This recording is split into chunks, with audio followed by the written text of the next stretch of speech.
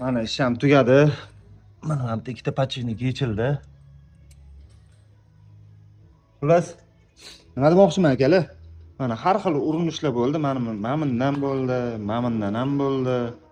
Hamma urinish bo'ldi. Mana shu ikkitani chiqarish uchun где-то 2 soatdan oshiqroq vaqtim ketdi. 2 soat deb hisoblaylar.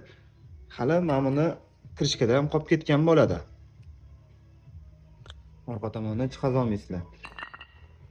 Gapim nimadaki iborat, mana shu ishni misol uchun korobkasini bir xil remont qilayotgan ekan, 100 mingga, 150 mingga, 200 mingga remont qilayotgan ekanda.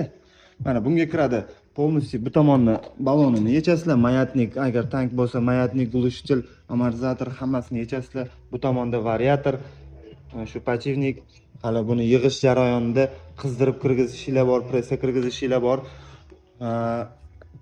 Shu ishlar misol uchun 150 ming, 200 minglik ishmi? Yozib ketinglar o'zingizlar. Misol uchun ko'rdimda, misol uchun ustaga olib kelyapti-da, ustaxonaga olib kelgandan keyin usta yoki 300 ming yoki 400 ming shunga o'xshash narx beradi.